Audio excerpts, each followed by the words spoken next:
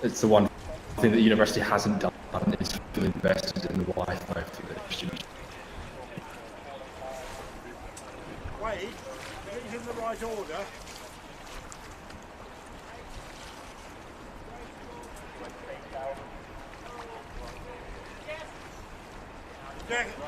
You've got Jackson on this side? Yeah. Alright, okay.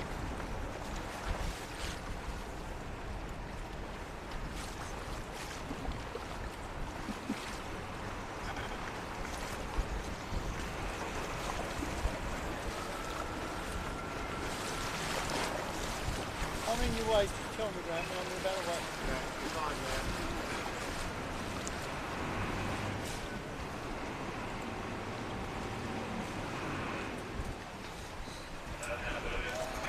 A little bit closer up there. A little bit closer up. A little bit closer on, please.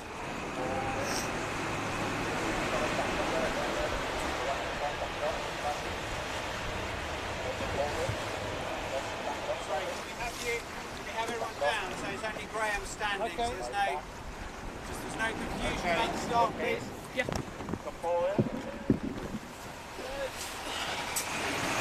Attention! Go!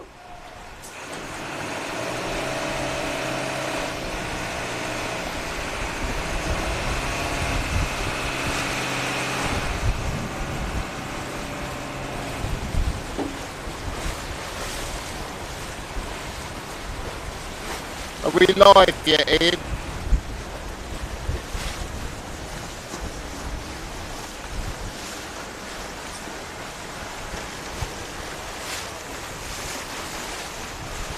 Back, please!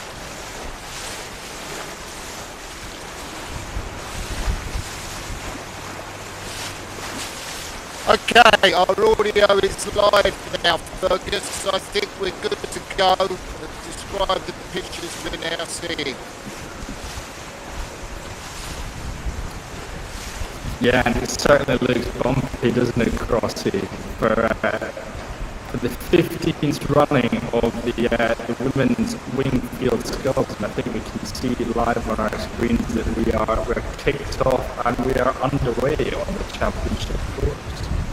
Yeah, the camera focusing on, I think, Catherine Marple there, the sculler from Leeds Rowing Club. There you can see the scullers. They're having real difficulty in these conditions, aren't they? So,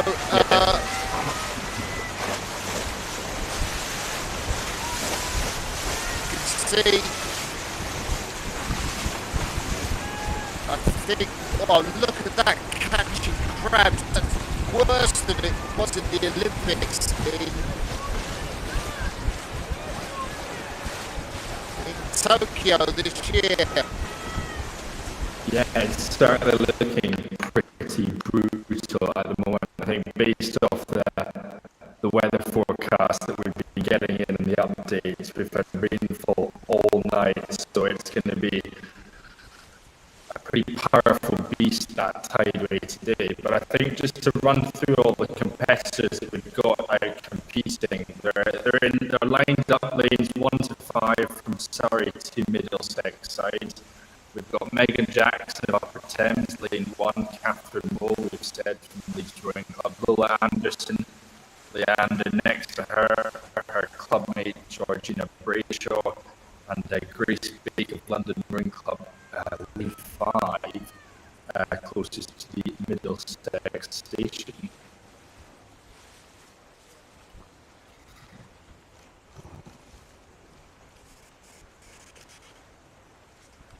So we've got to presume that Lola Anderson out in front at the moment.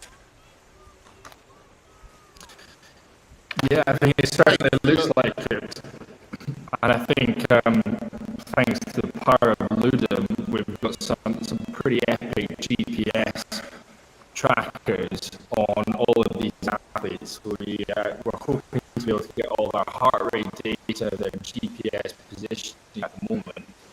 So I would say, looking at that tracker, Martin, we've got a good tussle between Lola and Grace Bake, the local from London Rowing Club. I can find both of them sitting sort of 27, 28 strokes a minute. And to be honest, you wouldn't want to be much higher in these conditions.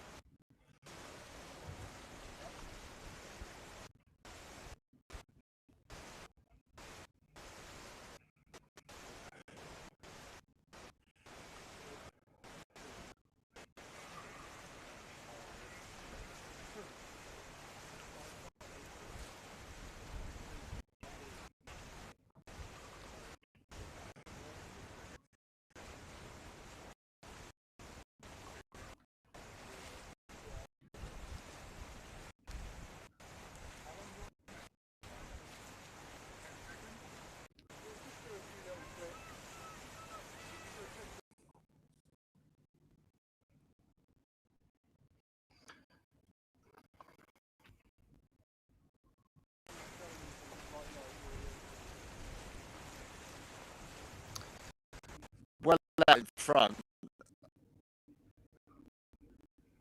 you can see the scullers are having really difficult conditions in the wind.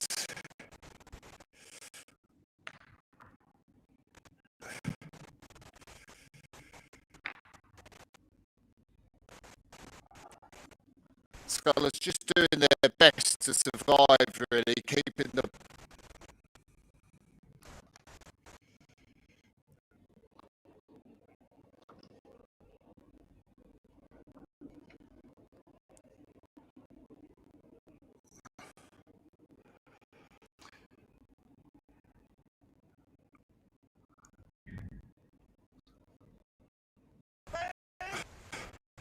Yes, this is dreadful. Actually, we can see there on screen just switch to that GPS tracker to be able to get all the movements over the course of the river. And I think the other interesting point to note is I think due to all the rainfall that's happened, the barrier has been closed and therefore I think you'll be throwing conventional steering out the window as you find the athletes get down the course, so we have looking for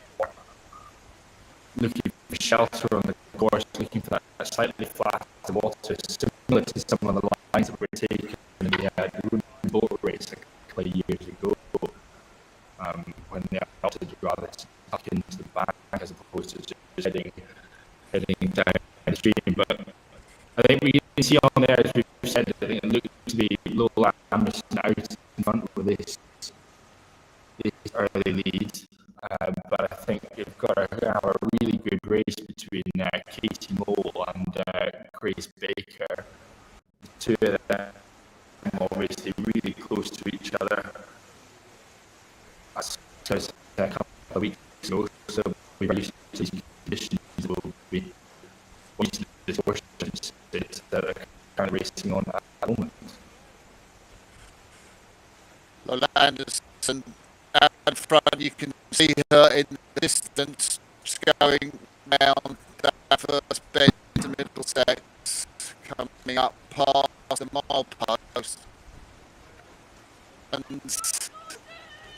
we can see that her pulse rate is up around 179 beats per minute. It's not the highest of the scullers racing. Catherine Mole is up at 108.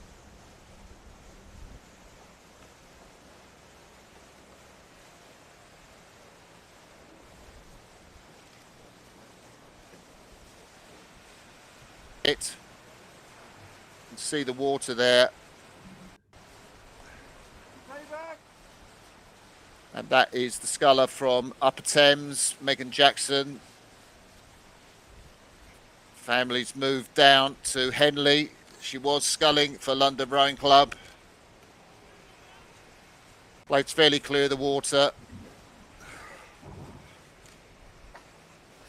Yeah, she's been all over the world, Megan Jackson. I was going to say she's raced for Canada. She's raced for Wales. Most recently selected for the beach sprints with Great Britain as well. But yeah, a multinational athlete, Megan Jackson. And as you said, she's just moved to Upper Thames and now having a crack at the 15th running of the women's Wingfield Sculls.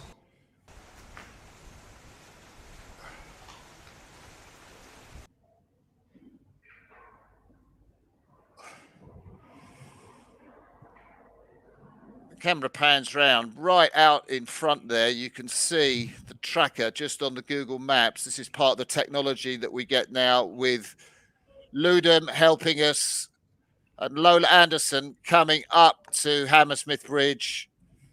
No danger of a record going today. That record to Hammersmith Bridge held by Mel Wilson, 7:58, but it'll be a lot slower, I think, today. And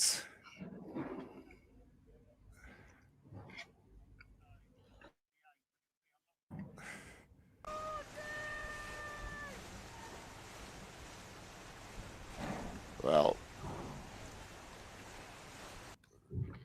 there we see on the race tracker that great picture of Lola Anderson just going under Hammersmith Bridge in second place.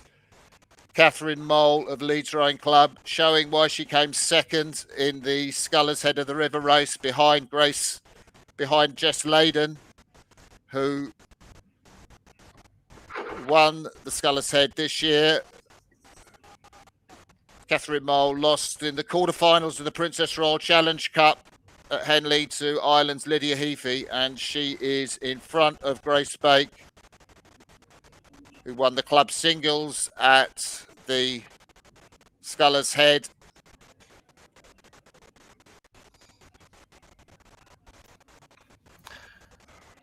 Yeah, we can see there on screen now, just at that tracker, that Lola's, she started to move back into the centre of the river a bit more, having been originally tucked in.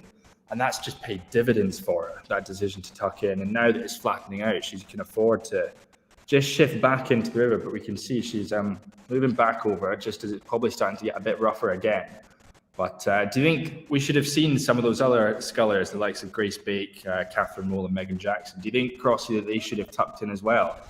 Or do you think, had they done that, the race would have been a bit closer at this stage?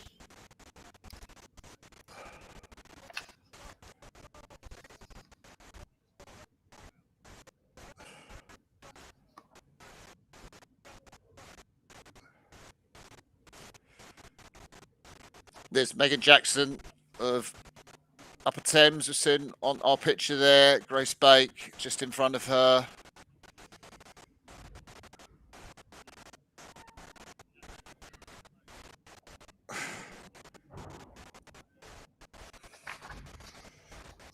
And I think that must be Georgie Brayshaw of Leander just going toe-to-toe with Catherine Mole.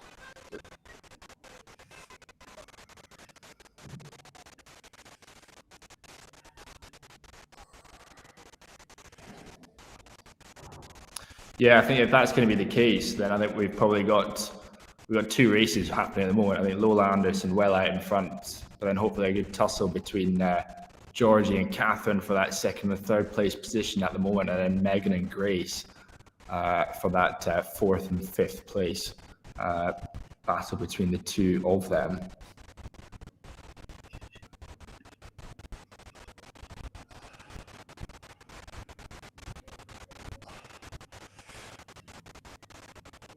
And the reason you're not seeing a trail for Georgie Brayshaw, the 28-year-old Leander Club sculler, is that the GPS is not quite working at the moment.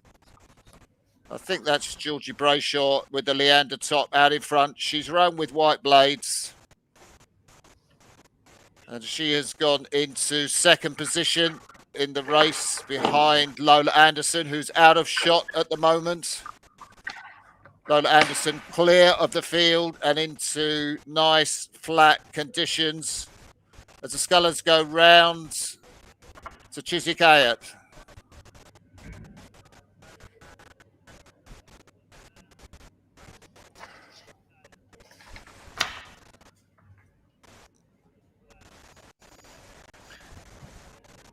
Yeah, I think as you alluded to earlier on, I think there's no danger of Mel Wilson's records being set.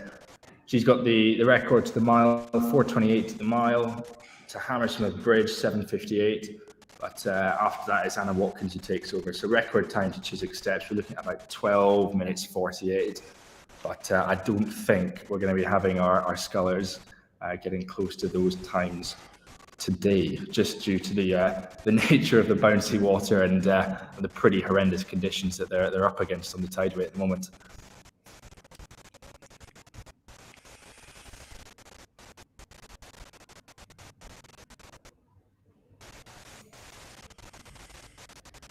So some of you may be wondering what the data is that's available on the screen. It's a new innovation this year, comes to us courtesy of Ludum, the performance software company.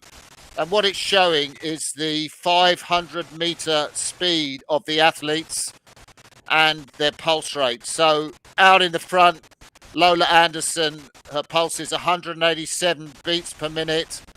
She is trucking now. Her 500-meter speed has come down to about 152, sometimes showing 149. Nearest challenger, Georgie Brayshaw, we don't have the data on her, but Megan Jackson is doing 154s, 155s. Catherine Mole, who's just close to Georgie Brayshaw, the sculler from Leeds Rowing Club, she's putting in 152s, 153s. And you can see that on the data at the bottom of the screen. Or in some of your pictures, it's on the top left of the screen.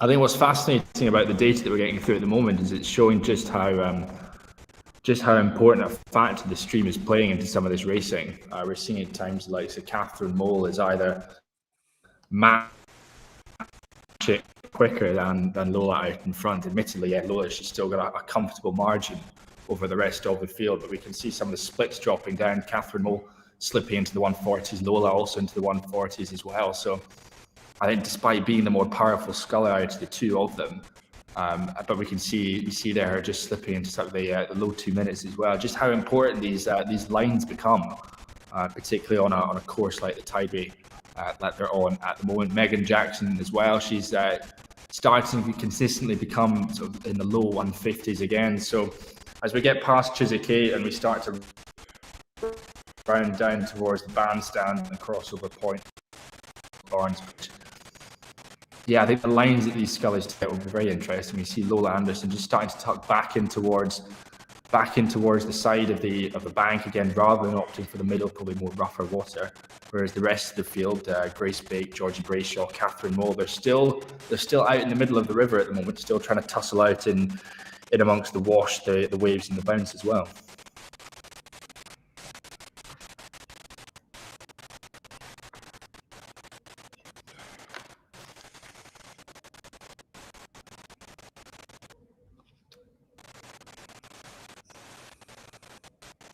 So it's a really interesting race to steer, this one, because the barrier's closed, which means the flow is pretty zero, and all the scullers taking quite a wide bend just after Chiswick 8, as the bend is going to come round on the crossing point there.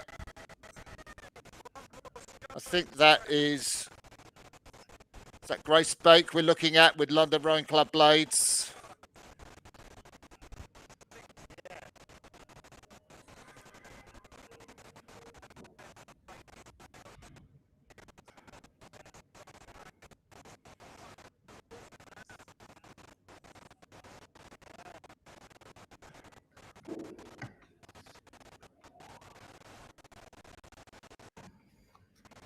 Lola Anderson coming up to the bandstand there. You can see on that tracker, she is well out in front of her nearest competitor.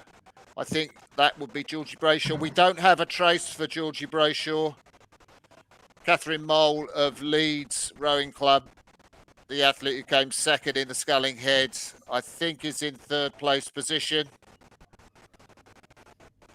But Lola Anderson is going to show what a promising young sculler she is, the 23-year-old alumnus of Surbiton High School and Newcastle University Boat Club. As we said, won at Henley this year in the single sculls, the Princess Royal Challenge Cup, and took that amazing bronze medal in the Zabaudia World Cup, behind the likes of the Olympian Sophie Zauer, who was competing in Tokyo.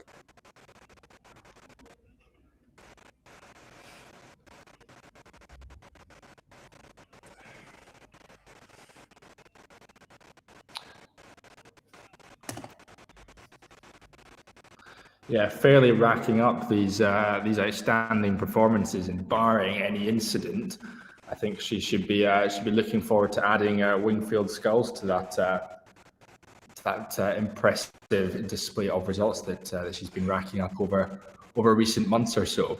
But I think it's worth noting, just looking at the rest of the field at the moment, is that we've started to see it open up a bit more at the back of the field between the likes of Megan Jackson and Grace Bake. We're seeing Megan Jackson starting now to pull away. In the past 1,000 meters, 1,500 meters or so is where she's starting to etch out away from Grace Bake. And as we've said, Catherine Moe fairly solidifying that third place position at the moment.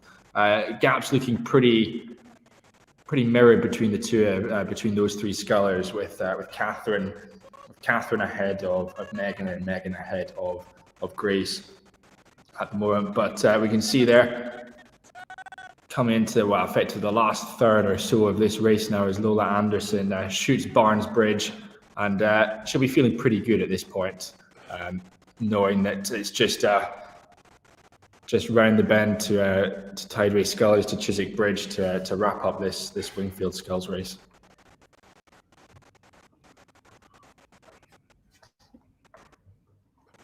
She will be feeling pretty good, and I guess she's been feeling good for a long while in this race. She's known pretty much, I guess, since Hammersmith Bridge. I mean, she was out of sight before Hammersmith Bridge. She's known that she is going to take this Wingfield Sculls Championship, and it's something she's been able to do. Look back on the field, Georgie Brayshaw, Catherine Mole, her nearest challengers, and she has really coped with those rough conditions better than anybody. And we saw in Tokyo how important it was to be able to cope with rough conditions. We saw Stefanos Antouskis, the Greek, who won in a surprising way the men's single sculls because he could cope with those rough conditions. And that's a great hallmark to have for a single sculler. And Lola Anderson has got that in spades.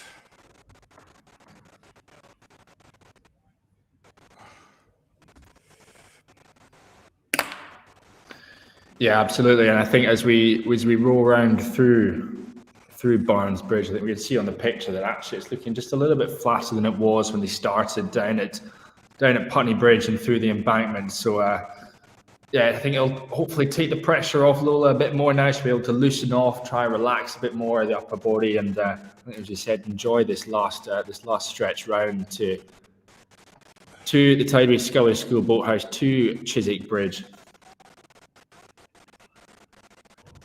But for the rest of the field, there's no respite, as we've said. We think it is Georgie Brayshaw with that second place position, just ahead of Catherine Mole of Leeds Rowing Club.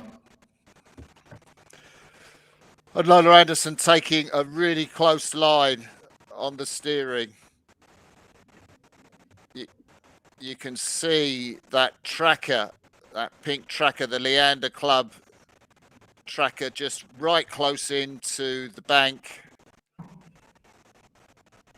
There's no advantage from being out in the middle because the barrier is closed. And Lola Anderson has just got a minute or so before she passes the finish line opposite the Tideway Scullers Club.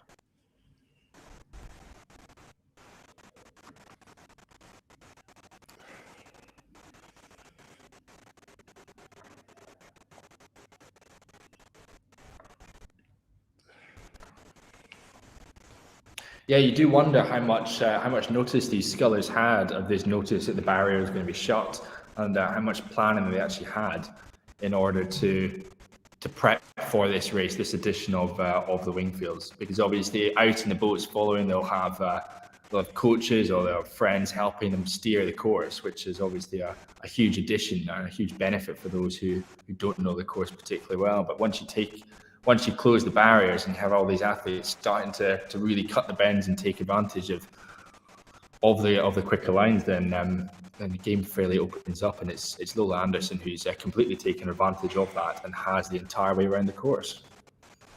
I don't know if we've got a camera over on Scullers or Chiswick Bridge to give us a view of Lola Anderson as she crosses the finish line, but the 23-year-old athlete is really confirming that this has been a magical year for her. Medal in World Cup, won the Princess Royal Sculls at Henley, the prestigious Princess Royal Sculls, and she is now about to take the British Amateur Championship of the Thames, the Wingfield Sculls, following the footsteps of Matilda Hodgkins-Byrne last year, the British Olympian. And how long will it be before we see Lola Anderson in a GB shirt at the World Championships? Not long, I suspect.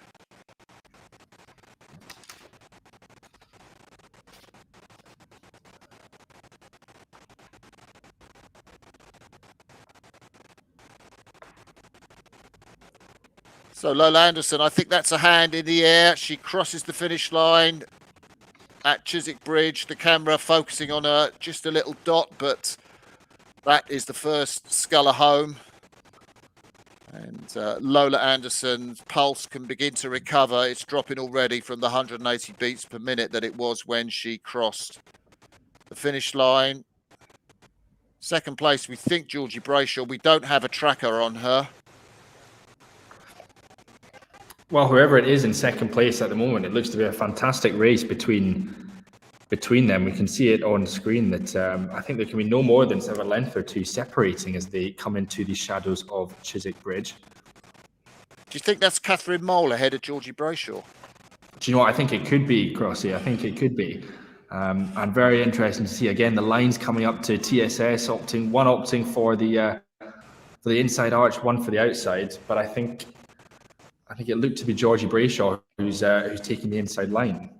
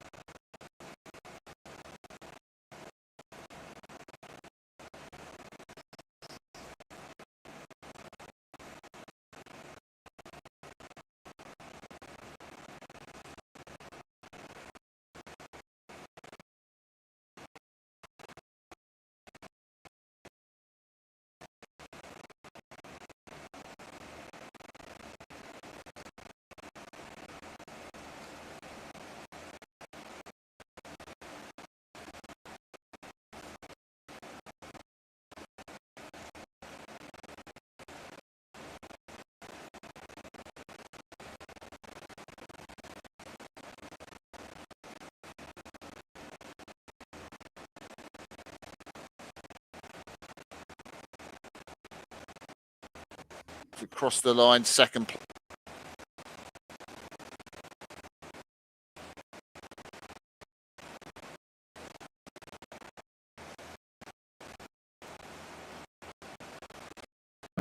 tens, maybe even hundreds of meters off our lines at times, sneaking through those inside bends. Yeah, at the moment on Lola Anderson, we've got 8,723 meters. Of course, she had a sort of tracker turned on for the warm-up and so forth. The championship course is around 6.8 kilometers, 4 miles, 374 yards if you prefer.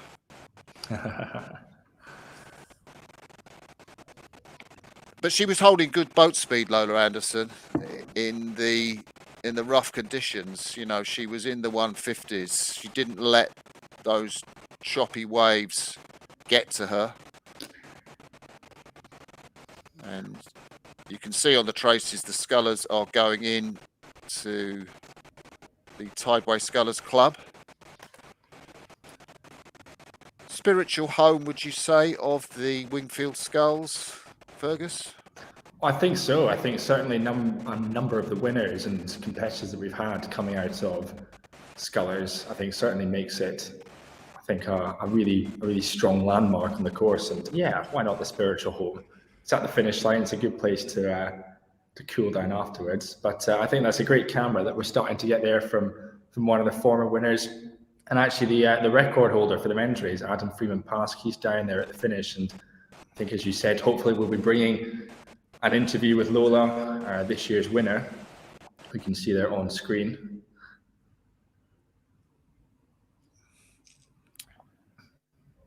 Yeah, Adam Freeman-Pask broke that record of Peter Heinings. I think he was 1941 or something like that, was he? Over the finish line, and when Peter Haining went sub 20, he said that record's not going to be broken in my lifetime, and then Paskey went on and broke it. Yeah, I don't think Peter Haining was particularly pleased to see that one go, but I think one guy who was certainly a bit apprehensive about his record today until he saw the conditions was Sam Meyer with his record to the mile post, 4:02 to the mile post. So he'll be chuffed that's to be sticking with him for another year. Absolutely. And Lola getting her welly boots on just to get her blades out. I'm not sure if she's going to have anyone help her with the boat, but we do want to hear from her as soon as possible. Joe, I'd love to see her take this boat above heads and just see quite how much water is going to be inside this when she lifts it out, because I imagine some of those waves will be breaking all over the boat. That's a great shout. Here she goes. So with those reverse wing riggers, I mean, that goes over the worst of the water. I think all the scullers were using those wing riggers in the race. Does make a big difference. Is she being careful with that?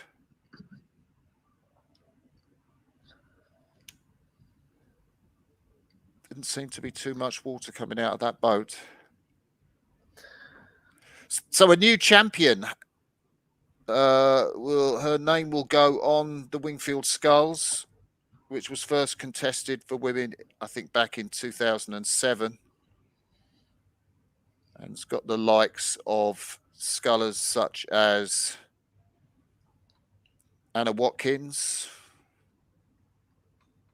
and of course Mel Wilson, silver medalist from the Olympics in 2016. Sophie Hosking, Olympic champion from London Olympics. We're just going to hear from the winner, Lola. So Lola, talk us through that win there, right? I mean, like a pretty phenomenal start and a good commanding lead throughout. It didn't feel very graceful or technical. We were rowing down to the start, and Georgie and I were just looking at each other thinking we're going to capsize before we even get to the start line. So yeah, I mean, the start was messy, but everyone had a messy start, and I was just prepared to essentially just like chunk it out until I was promised the water would flatten out a bit. So I was just trying to find that water. So then, yeah. that start definitely looked really rough at Putney. So how far did it take before it started to feel a bit more rowable, or was it quite a long way up to Hammersmith like well, that? Reedy steered me straight away to the bank when everybody else was still out in the middle. So I think, to be honest, he got me out of the rough water before everyone else. And then by like Fulham Football Club area, then it was a bit like, still was rough, but it was a lot more manageable. Could get into a rhythm. Didn't see any rate above 30 for that entire piece, but yeah, that was all we needed to do really. And then once you were ahead, were you soaking up the scenery of London and stuff, or how did it feel? Like, does it feel? Tell me to describe what it feels like having that sort of lead, but being in a race like this. Well, when I had a bit of a lead, it was less like panicked because once you've got a fair bit of clear water, it takes the pressure off trying to keep the rate up and trying to keep pushing away from people, and you can start just to focus on what you're doing technically. And so in water, when it's slightly uncomfortable and it's quite rough, if you have the luxury just to sort of sit back and think, am I getting my blades out of the water, as opposed to, oh my god, she's sat on me and I need to keep moving. So that's quite a big advantage. So I wasn't taking in the scenery, but I wasn't quite as pressed and panicked, I think, as if I was in the middle of the pack. But I think Georgie looks like she had a good row. She's got quite a lot of blood on her, but I think she had a good row.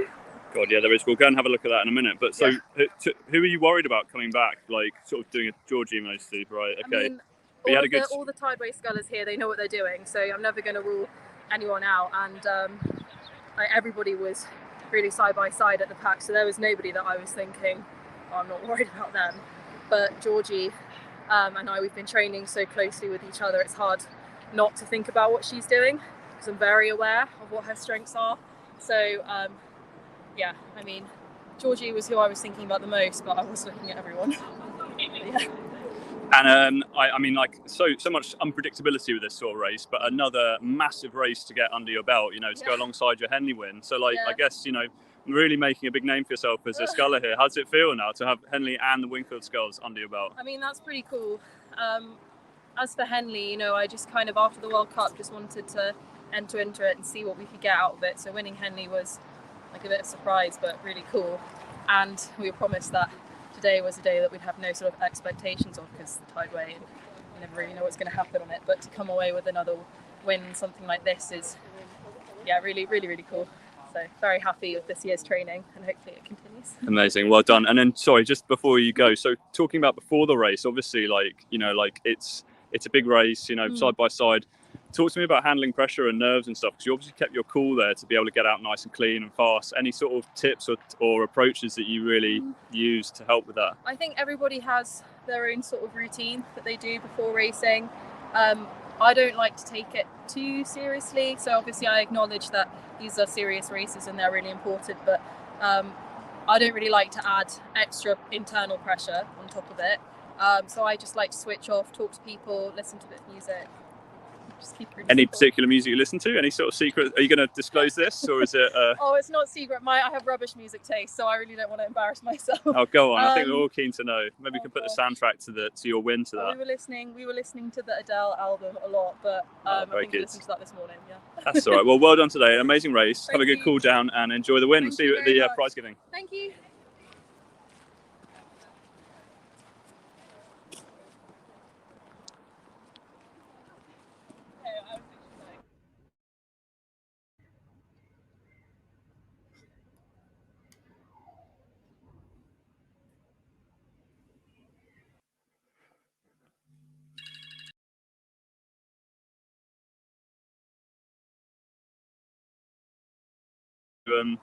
So Georgie, obviously, a second there, but very close race there between the two of you right to the end.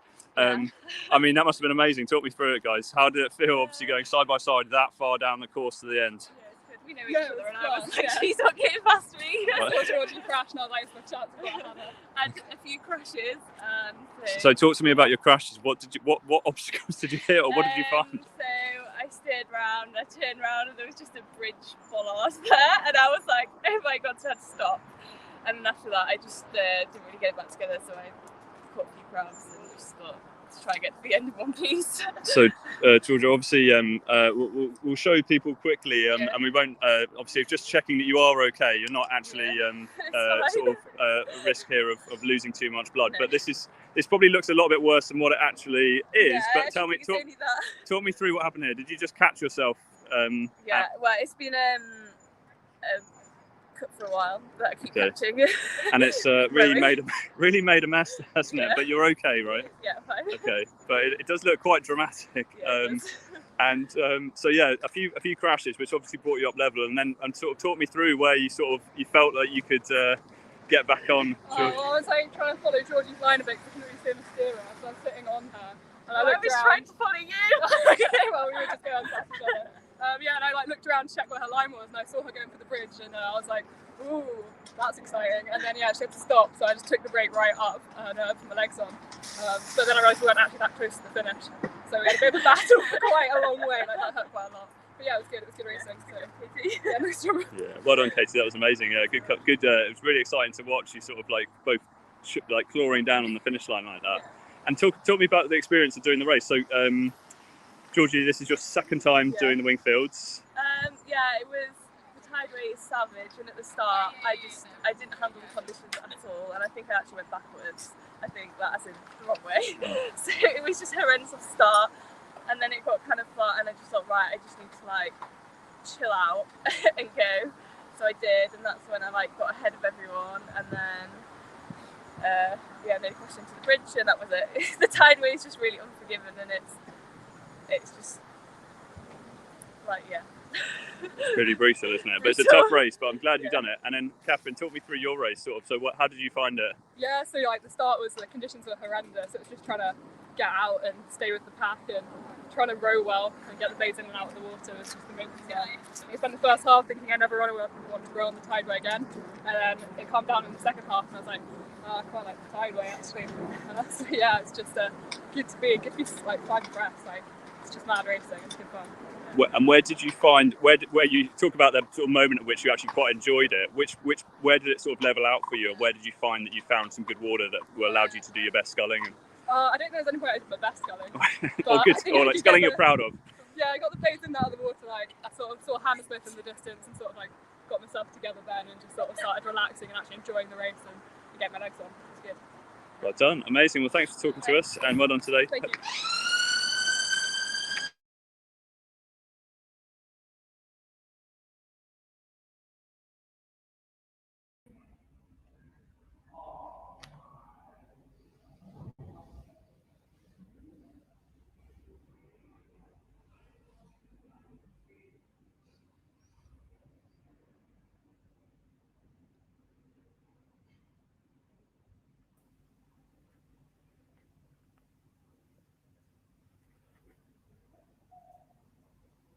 Sculls, can you talk us through that?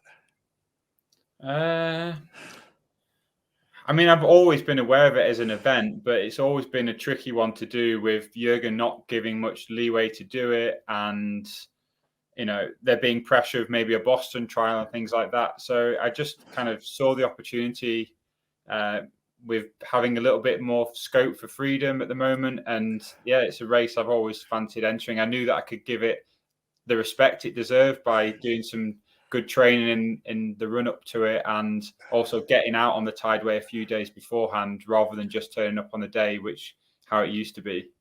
Now, I cannot believe, we were talking just before we went on air, I cannot believe you have only been out on the tideway, once or twice, a couple of times, and just within the last week. Yeah, so my total tideway, I think, sessions had been maybe 2 before a Fours Head back in 2012, and then 2 more in 2014 in a quad for Fours Head again. And then Monday was the first time I'd ever been out on my single on the tideway. So I was very fortunate that Henry Fieldman offered to take me out and kind of show me how to navigate and what to look out for and things like that. So yeah, I'm a quick learner though, so hopefully I've managed to soak it all up. And when I'm in the heat of battle on the race tomorrow, that I'll be able to remember everything I've been taught. What did you make of the water on the tideway when you went out? I mean, it was very, very choppy yesterday, but to be honest, having trained and learnt to row Agecroft where there is a good stream, I'm not. It's not like I'm not used to moving water. I'm used to that feeling, the dead water past a bridge and things like that. So it's not completely unfamiliar, but the kind of scale and the speed of it is greater than anything else I've ever rowed on before. Wow. And of course, you must take into the Wingfields a lot of confidence from, I know it was a few weeks ago, but your win at Henley Regatta. Yeah, I mean, that really does seem like an awful long time ago now, especially with the weather the way it is now. We had a really good run of weather that week, and also off the back of sunny training camps, it all just felt like a really long summer. I'd say the speed work has long since faded away from that result and that win, and it's been kind of back to UT2 and kind of just slogging it up and down the river at the lower rate. So, done a few bursts today, so hopefully the high rates won't be too difficult to hit for the race tomorrow. Oh, well, we'll talk about the race very shortly, but just focusing on that Diamond Sculls win at Henley. How long before the Olympics, or how soon after the Olympics, had you decided to put an entry in for the Diamond Sculls? I can't remember the exact date that the stewards announced that they were moving Henley to a date that would work with my schedule, but I think instantaneously, as soon as I saw that it was a week in August after the games, I was pretty much 99% certain that I was going to do it. And yeah, I did wait a couple of days once the entries opened to really pull the trigger and get myself an entry. But it was a no-brainer. It's such a special event, and I kind of said to myself, well, whatever the result at the games, like, it'll be a soft landing for me. Like, it's always difficult to go from having this huge focus to absolutely nothing, and it did that. And also, with my parents not being able to go out to the games, it was an opportunity for them to come and see me compete, which they hadn't done for such a long time. They love to come and support me. So Henley's great for getting the family and friends down, and I was just really glad to support the event. And obviously the Diamond's such a prestigious event. So many huge names in sculling that have gone down the track before me and won that Pineapple Cup. Like, yeah, I just had to throw my hat in the mix. Yeah, and you had a brilliant regatta, beating Seb Devereux, was it, in the final? Yeah, Seb. So Seb was like a really strong performer at the Olympic trials in 2020, and he's got some good results. So under 23 world champion in Plovdiv with Sam Mayer. So a really good sculler, and he really took it to me. People are joking like, oh, how do you race Henley? You just go get out in front and stay out in front. But I tried that with Seb, but that wasn't the case. He definitely led me for a good chunk in that first quarter of the race, and that was maybe just experience. I just knew that I had to get the rate to a more efficient kind of stroke, and kind of just use my experience really just to start eking out that inch per stroke. That's lower rating, and that was that really.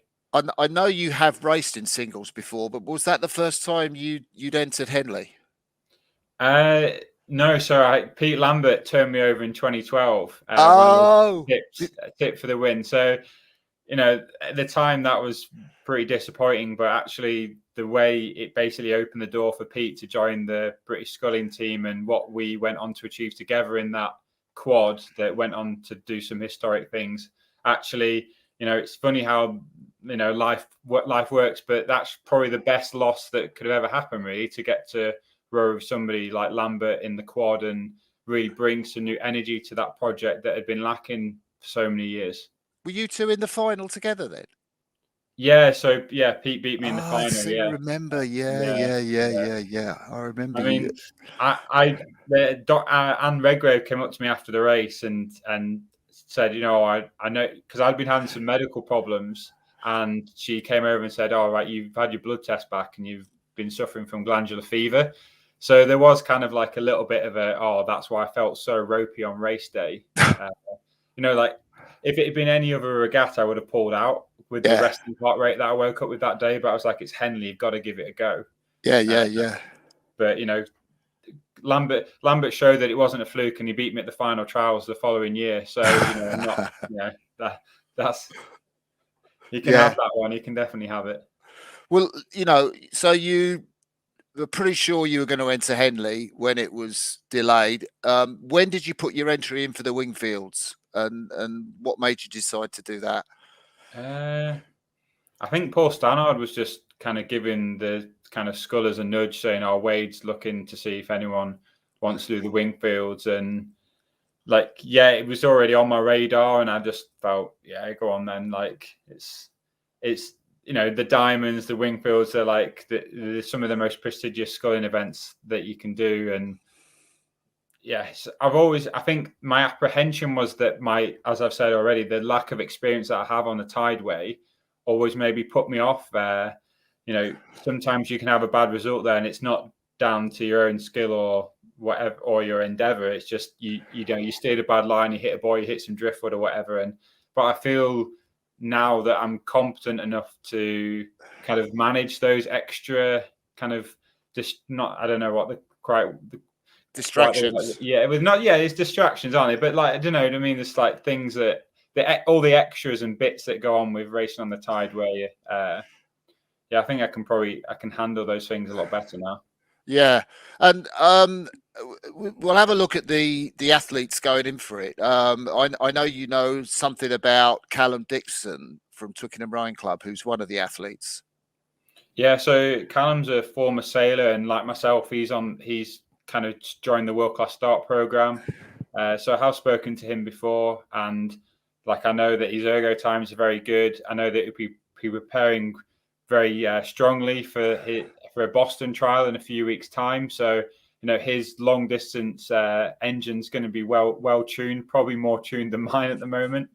But yeah, he's definitely one to look out for at the race tomorrow, and also for the future as well, I'd say, if he keeps his head down.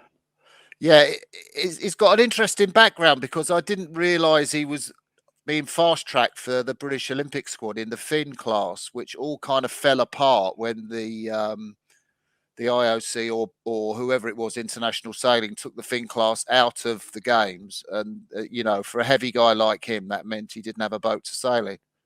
Yeah, wow, I honestly didn't know that. So yeah, that's a real tough break. So fair play to him for showing that kind of determination, and a little bit maybe parallels there with my rugby career. A switch of position not really working out for me, and going, you know what, there's something else I can have a go at here. So yeah, that's added a new level of respect to Callum's story there. So yeah. I'm still going to try and beat him.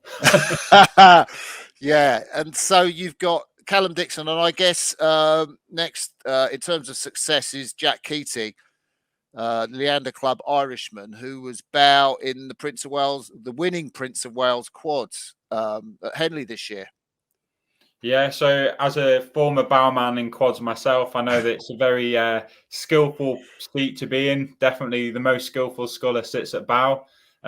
So I'm sure he'll have plenty of skills to manage, the tricky conditions that we might be faced with if the wind and the tide decide to make it one of those days on the Tideway. He's an interesting lad, because he'd sculled from early on in Ireland, and he rowed at the same club as the great Irish sculler Sean Drake, Carlo Rowing Club. So he's got a little bit of heritage in the water anyway, where he learnt to scull. But you talk about Tideway experience. There's these three lads from London Rowing Club, Riju, Nathan O'Reilly and Gregor Maxwell, all very experienced at sculling up and down on the Tideway. Yeah, I mean, they'll know where the fastest line is for sure. So I might just try and get ahead and follow their line. We'll see. Yeah. That Riju's quite interesting, because the lad came 5th in the Scullers Head of the River, just held recently. And he's a former lightweight, pulls 608 for the 2K, but his watts per kilo is quite impressive, 554 watts per kilo. I don't know if that means anything to you. I mean, 608 as a lightweight sounds impressive to me. So yeah, it doesn't need any more conversion. What's your 2K PB at the moment, Graham? Well, is it? Do you want a PB or do you want what it is at the moment? Because at the moment it's probably just about 5:59. What have you pulled? What is your PB? I've done 46 on the dynamic, so that doesn't really count, does it? And I've done the Wow. 48 on the static, on the just normal C2. Oh, sensational! Bloody hell! I just huge respect for anything under 550. Talking about the Wingfields tomorrow, I know that the Wingfields have partnered up with Ludum, and there's going to be some interesting technological innovations for this year. I don't know if you know too much about them. Yeah, I've been informed what they're doing. I think it's really quite exciting, to be honest. I'm a bit of a motorsport fan, so I love watching the F1 and the MotoGP. And they've got lean angle, they've got gears, the corner speed, all those kind of all that data that you get. I think that's kind of brings something else to the spectacle, doesn't it? To see the athletes' heart rates. I know they've done it with the boat race, and it's always exciting to see what the Cox's heart rate and what the strokeman's heart rate is and that kind of thing. Like I think it's absolutely fantastic, and yeah, I'm not saying it's going to be in the Olympics, but I think for creating certain rowing events and making them more of a spectacle, I think this is a great opportunity, and we might see more pop-up events, employing this kind of technology and giving the kind of spectators that insight into, because the good rowing looks graceful and it looks effortless, but the heart rate can obviously tell you a different story. With the grimace on the face and the heart rate is 185. There's a lot more going on than what meets the eye. Have you got anyone sort of advising you about tactics for tomorrow, or is it all your own work, the race? I mean, to be honest, just don't crash, and the racing will take care of the tactics. Really, I've learned my bridges off by heart, so I kind of know where I am. And if someone sees the heart rate going up, I'm doing a 10 off the bridge or something. Yeah. So, I guess as well, you would go into the race. It'd be fair to say you go into the race as favourite to take the Wingfields. I mean, I guess so. Yeah, like based on everything I've done in the last decade, yeah, you probably have to say that. But I'm doing the diamonds. I was kind of coming down off that that peak of the Olympics and just about like holding on to it. I've had a holiday.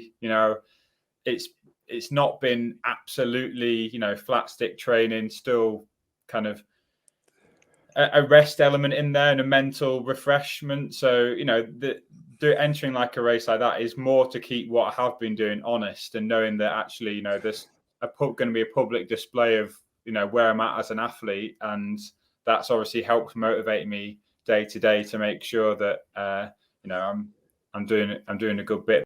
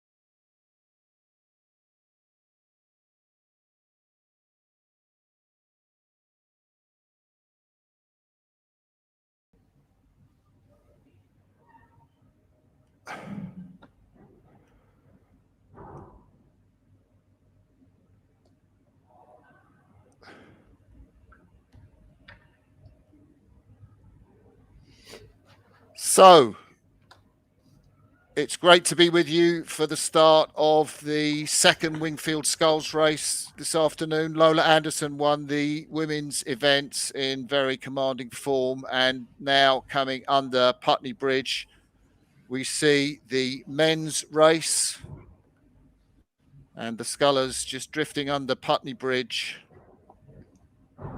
And we have on the Surrey station, that's as the left as we look at it, Nathan O'Reilly from London Rowing Club, Roy Zhu from London Rowing Club, also Jack Keating from Leander Club, Graham Thomas, the favourite to take this race, Diamond Sculls champion from Leander Club, Callum Dixon from Twickenham Rowing Club. I think that was Callum we were looking at just there. And on the Middlesex station on the far side, Gregor Maxwell. And Fergus, the Scullers are racing against the stream, we've heard. Yeah, it's a pretty crushing blow, I imagine, if you're lining up and all of a sudden you hear you're going to be against the stream for 6.8 kilometers from Putney to Chiswick Bridge. But it just adds to the element of racing the Wingfields. That old saying, you never quite know what's going to happen on the tideway, and that's certainly something that they perhaps weren't expecting when they boated, because I think it's a pretty recent bit of news to us, so I imagine it's pretty recent to them as well. But for those of you who are with us for the women's race, you'll have seen just how challenging, just how tough some of those conditions were. We're hearing from Lola Anderson, the winner, and from Georgie Brayshaw as well, that they fairly got battered around, particularly in the first section from Putney Embankment up to Hammersmith Bridge and Crossy. I'm sure we'll be seeing something similar again in this men's race. Yeah, conditions, of course, are not as rough because you've got wind with stream. But I just wonder if on the Middlesex station, Callum Dixon and Gregor Maxwell are going to be really pleased around that first Middlesex bend that they've got an inside draw. They're going to have to cross over to the other side. Looking that might be Nathan O'Reilly over there. Going back to Riju, Jack Keating. And then we should get Graham Thomas in the red of Agecroft. As the camera pans round. 3 London Rowing Club Scullers in this race. There's Graham Thomas. And next to him, Callum Dixon. Sort of yellow alpaca and the blue and white top. And then right on the outside is another of London Rowing Club Scullers, Gregor Maxwell, right on the Middlesex bank. And the Scullers have started. It looks like the umpire Graham Mulcahy has taken the flag, and we have got the data to give you. You can see on the top right of the screen, we have got pulse rate data, we've got speed data, we've got all the things that you want if you were looking at the race.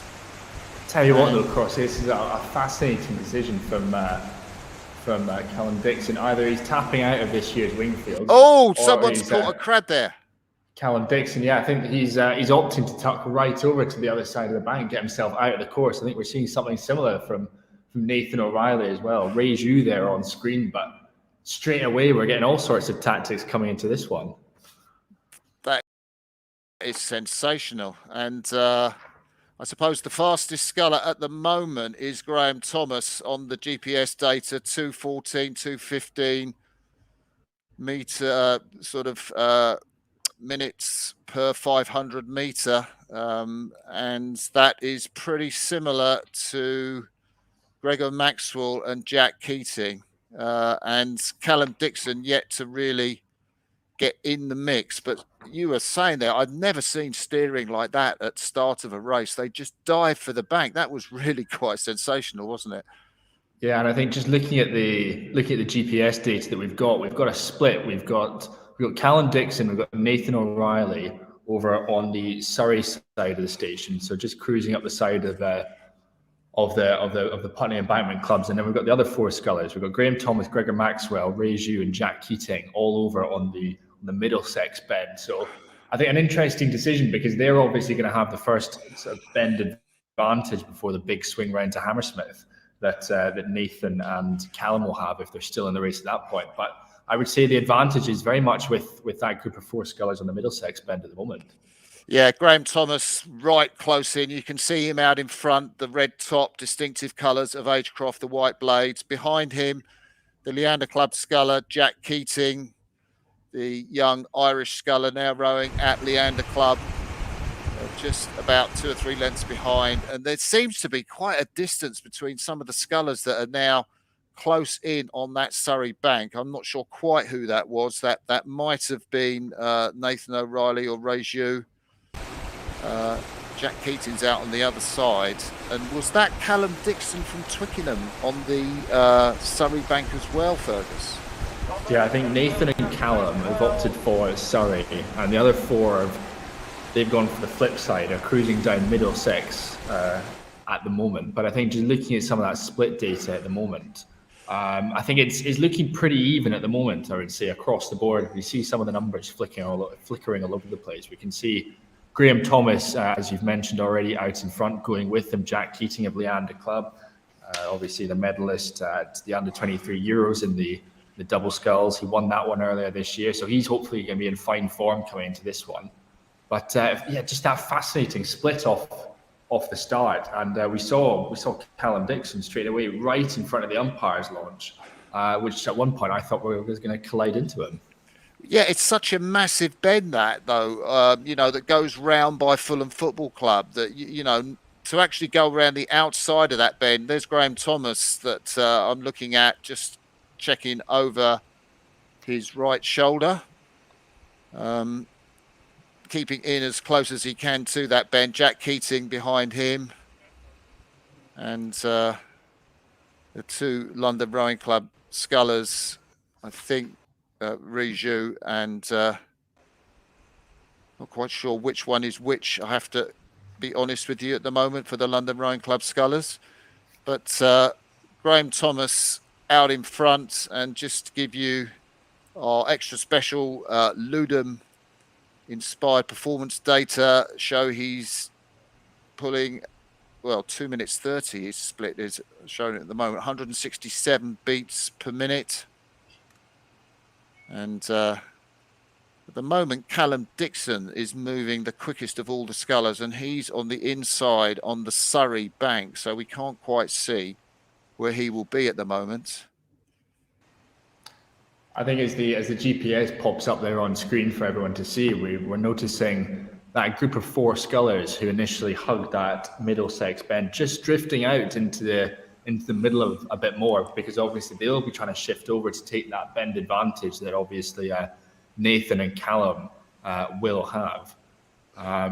But I'm amazed actually that Callum and Nathan didn't drop further off the back. Full credit to them. They've dug in there and very much in the mix with Ray Zhu, with Gregor Maxwell as well. So I think 4 scullers very much in the mix for that 3rd through 6th position. As we can see, Graham Thomas, he's got clear water over Jack Keating, and I think Jack Keating has clear water over the rest of the field. But this next section and this next bend, sort of round from here through to Harry's Depository, it's going to be really, really interesting to see how these scullers line up to take the bend. It will be really interesting. And the scullers are now moving across. We've got Graham Thomas from Agecroft out there in front.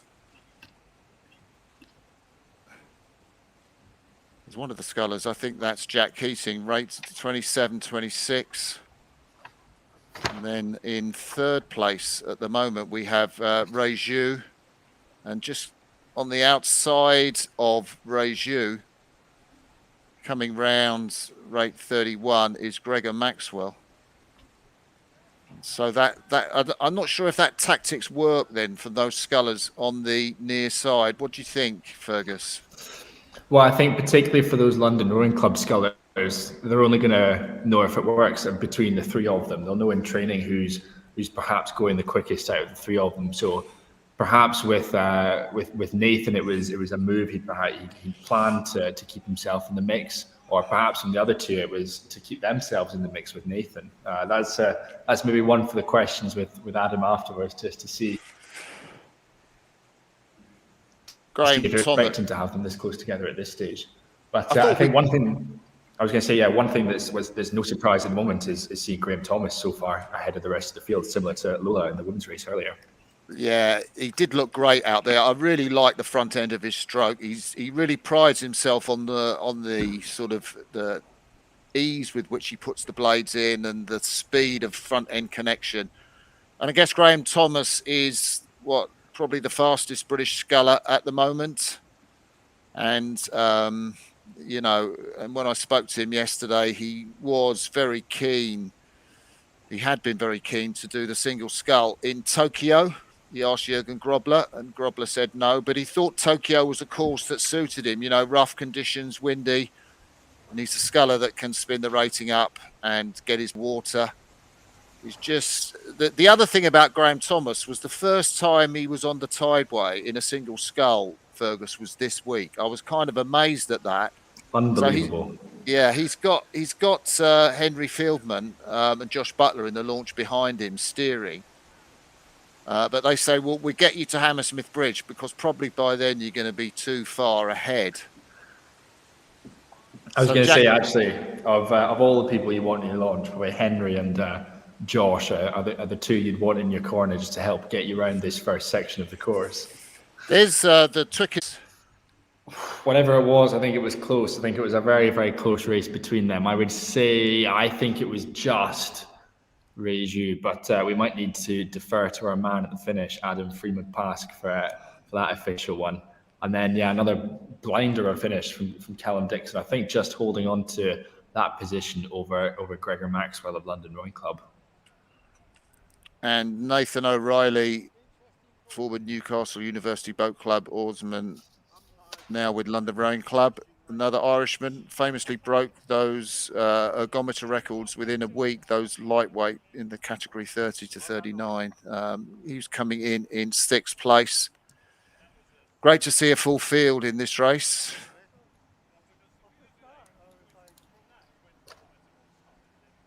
And, well, we enjoyed looking at those races and the tactics of the scullers as they crossed from one side to the other, racing. Yeah, it was a fascinating race. I think we're all expecting from the start Graham to come out and I think walk away with it. And I think to give the other scullers credit to him, I think he didn't. I think he was pushed, particularly in the first part of that, for the majority of it. And then we saw sort of the tussle starting to come from Jack and from Callum as well as they rounded the top of Hammersmith. And again, the lines in this, now that we had the barrier being closed, it changed everything. It changed the entire dynamic of the race, what with everyone trying to get the shortest line around all the bends. I bet he's never had an experience like that at Caversham, Graham Thomas.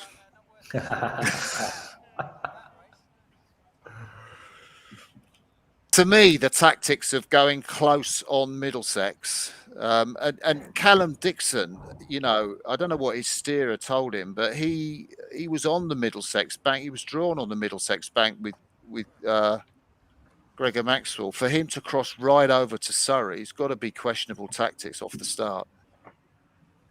Yeah, I just remember seeing that footage. There. Talk me about your strategy. Thank you. Well, I just listen to what the steerers tell you, and we thought getting in with the clearer water might help, which I think it did. So you thought taking a sort of 90-degree turn to the bank was the way to do it? Yes. Yeah. Impressive stuff. Well done. Great racing. Good finish there as well. Really strong.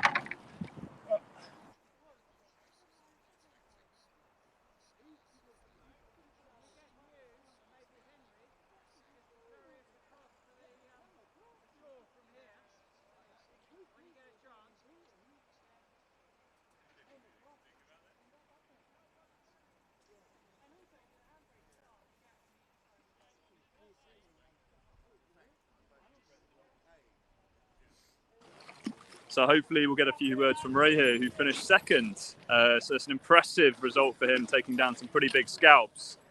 One of his sort of main results recently was fourth at the Sculler's Head. So new to sculling, having switched from triathlon, he's really found his form in the sculling boat here, and he's really given a bit of a masterclass in how to steer the tideway.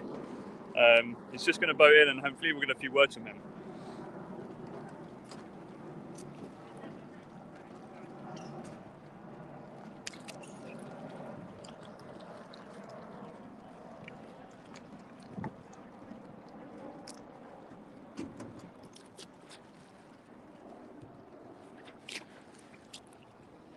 How you doing, Ray? How was your race? That's my kind of race, the long ones. The long ones, hey? I don't have the brute strength for those guys, but the rest of the goods. And some good tactics there as well. Impressive steering. That was lucky. Where do you think you really got them? You know, where was some decisive points that you saw? Barnes Bridge. Barnes Bridge. I think it was either Callum or the quick thrower. I can't remember his name right now. Went wide, and then he tried to get around me to get the inside track, but I held him off, and that was it. We lost some of our race feed through the middle of the race, but Sam Mayer was following some of the feed from the umpires launch, but it's quite hard to see where people had gone. So yeah, so I guess at the beginning of the race, which side did you go for? Did you go on the Putney side or the Fulham side? I went straight down the middle. You went straight down the middle, toughed it out. Until I saw my steerer, And probably by London. Yeah. He's saying I should go to the not-series side. I don't know what side. The Middlesex side, yeah.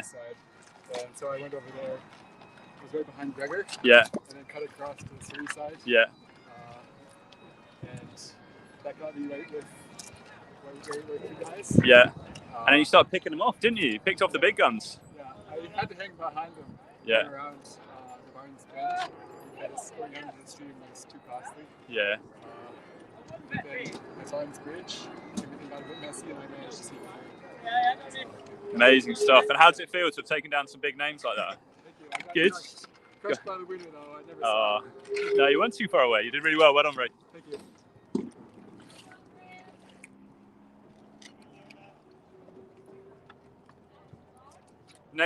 Nathan, how was that? Talk us through it. Yeah, it was good. So I tied a turn, so I thought I'd do a little sneaky one and go up the inside. Really? Yeah. I thought, I'm going to win. How much am I going to win by? But then I saw that other fella did the same thing. Yeah. Way faster than I am, so he started chunking through me.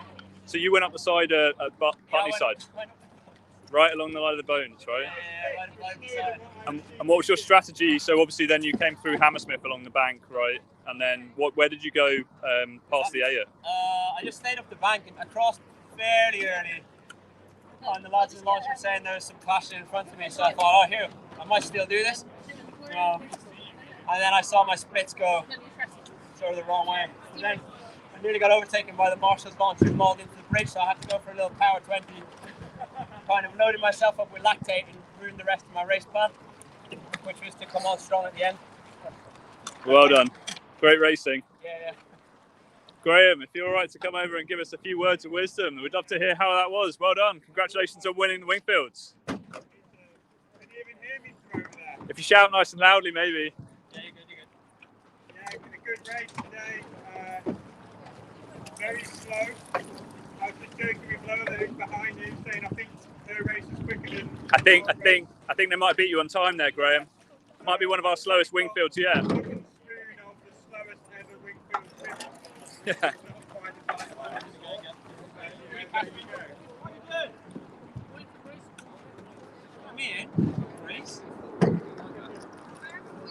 And talk to me, Graham, about what was it like rowing on the Tideway? But I mean, it's your second time in the single on the Tideway, is that or? My third time actually rowing on the Tideway in the single. It's my first time racing. So yeah, great. I mean, when you've got a good steers, well, two of the best steersmen like Josh and Henry, you can't really go far. Well, I hope you managed to hear some of what Graham had to say there. We'll obviously catch him when he comes back in as well. But that was a phenomenal race from Graham there. You know, like to keep his nerve there while quite a lot was going on. You know, lots of different tactics being thrown at you in terms of where to position yourself on the river.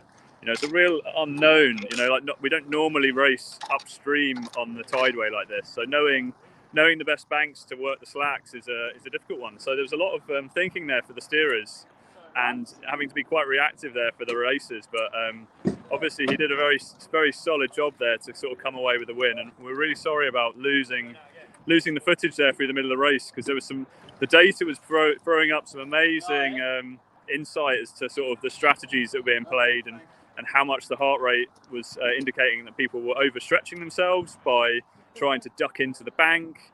And then also the GPS data was giving us some pretty crazy insight as to sort of where people had gone inside lines of boats or sort of tried to cut corners on the bends. So yeah, we're really sorry about that, but hopefully you've seen a glimpse of what can be done. But yeah, Gregor, can you give us a few words there on how you found the race? Interesting. Going against the stream. Yeah, we were just saying we don't often do that here on the Tideway, do we? So it's a bit of a crazy one, isn't it? Pretty unique, and figuring out when you were going to cross over to stay on the inside and stuff like that was it was different. It was, looking back on your tactics, is there any decisions you regret or you were pleased you made? Or I think where I ended up was reflective, so there wasn't like a sneaky tactic I was going to pull and come away with the win. So happy with how you raced today, though. That's good. Yeah, getting better. Well done. Congratulations.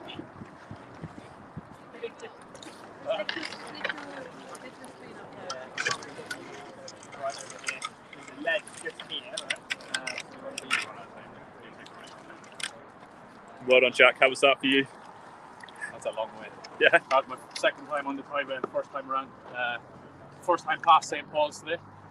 First time past St. Paul's. So you were sussing out the river as you were racing there? Yeah. Well done. You did a great job. Thank you. Trying to find the fastest water is quite challenging, especially if you don't know the water. Definitely coming back next year for another go. Hopefully to do a bit more on the Tideway next year before our race. We would love to see you racing again. This is great. And I love you've got your Keating coat of arms there on the bows there. That's brilliant. Just underneath the phone is my name of my mum. Oh, it's very fitting. Unfortunately, she can't be here with us today. But she's there. She's around. She's back in Henley. Very fun. Oh, yeah. Oh, very good. And so well done today, Jack, and congratulations for racing. And we hope to see you again racing again. Thank you. Bring it on. Here we have our two Wingfield champions. Very good for Lola to be helping in the new men's captain, men's champion, even if he was a bit slower than her today. Graham, so now we can talk. So talk me through it. How was that? How does it feel to be the Wingfield champion 2021? Yeah, really good. It's been on the bucket list for a long time, and yeah, it's nice to it was a good tight race for the first half for sure. You know, it wasn't a done deal by any stretch, and you know, Callum doing some unusual lines really kind of played with the mind a little bit. You're thinking, is he doing something like really right, or is he doing something really wrong? But you know, I trusted Josh and Henry, who are very experienced on the Tideway, and you know, Henry's been really great in showing me around the last few days. So that's Josh Butler, who's a coach at Westminster, and Henry Fieldman, Cox of the men's bronze medal winning 8. That's isn't right. So, yeah. So they've got some good brains on board when it comes to tactics and steering, right? Yeah. So you know, big shout out to them. Obviously, got to thank London Rowing Club for letting me have a shower after my pre-paddle. UL for giving me somewhere safe to store my boat for the last few days. And obviously the Wingfields for running a great event. And yeah, I mean, cheers to Thames Waterway for making it interesting and shutting the barrier. At least there's something historic about that we can remember. Do you think one of your competitors might have put a phone call in to say we should shut the barrier today, lads? Do you think that might have happened? A bit of underhand tactics? If they knew how much training I've been doing, then maybe they might have thought that just an extra 10 minutes on the race might uncover a few missed UT2 sessions where I've been snaking out on the bike instead. But in the end, I think my experience and kind of his training history did the job today, and I'm really happy. So Wingfield Sculls, you said it yourself in the pre-race interview, a really prestigious event to win. You know, some big names on that trophy: Red Gray, Peter Haining, Alan Campbell, Mahe Dorisel. Obviously, a big win at the Diamonds this year at the Henley Royal Regatta. So amazing achievement there, and then another great accolade to put in the trophy cabinet. Sort of talk us through that. How does it feel? Is it nice to be filling up that trophy cabinet? Yeah, definitely. Like I said, it's been on the bucket list, and you know, the same with the Diamonds. You know, if you look through that list of scullers, it's incredible, and the same with the Wingfield. So to be to have my kind of name etched in that history is absolutely it was really exciting, and it really makes all the hard work worth it when you can kind of create a little bit of a personal legacy like that, and hopefully, I'm another name to be beaten now by everybody else, which is great. Yeah, you're a big scout to try and take down here, Graham. And talking of scouts to take down, we had quite an impressive race there from Ray there from London Rowing Club. Recently switched from triathlon into rowing. He did an impressive race there, sort of finishing in the in the close finishes there with some of the Leander colleagues. Now, I guess just from your perspective, so obviously with the race being so unpredictable, was there some moments where you thought, like, I've made the wrong decision here, they're going to get me, or were you just quite confident that you could outpower them? I got a really good start, which did take me by surprise. I was expecting everyone to be really hot to fight for that kind of fastest line and get the inside of the bend, but I grabbed a small advantage out the blocks and kind of really just held that, to be honest, and didn't do more than I needed to. As I said, my fitness isn't at the peak of where I would like it to be. I'm aiming to peak somewhere in the summer next year, but so I kind of just kept to learn on things. The rate was lower than I thought it was going to be, but I think that was reflective of the slow conditions. Had we been racing with the inward tide, probably would have put a few pips on that, but just kept it long, kept it on the legs, tried to keep the arms from blowing up. And you went for the Fulham side. You sort of went down the middle, but then headed to the Fulham side and had to navigate the big barge around Craven Cottage, right? Yeah, that was all part of the tactics, really. That was Josh's plan, to take me close to that barge and then head for a skyscraper kind of in the distance that would then take me over to the inside of the bend. But to do that, it was really important that I got a good start, and thankfully I did that in the tricky water outside of the London Rowing Club. And then obviously the strategy was then hugging the bank around Harrods. We lost a bit of the footage from Hammersmith Bridge round till just towards Barnes there. So talk me through the bits that we didn't quite see on the live footage. You sort of obviously just hugged the bank along the Surrey side, essentially. Yeah, so I went past Harrods, but I did take the middle arch of Hammersmith Bridge, which a lot of scullers actually took the inside there.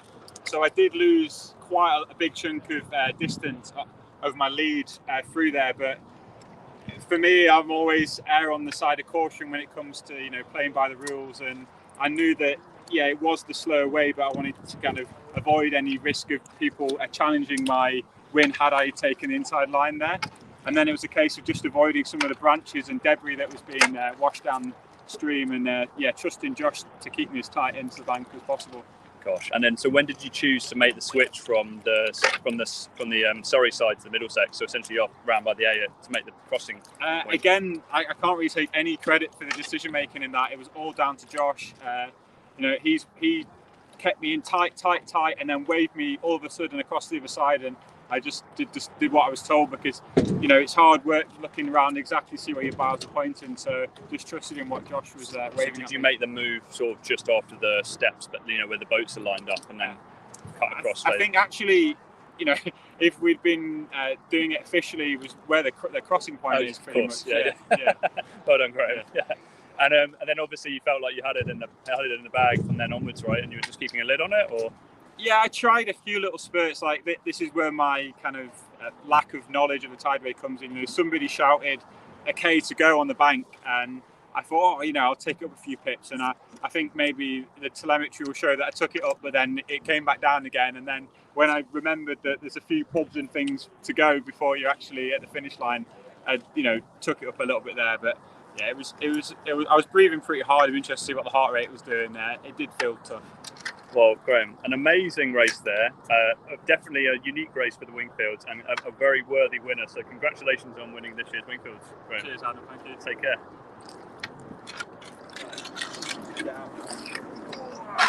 If my legs work.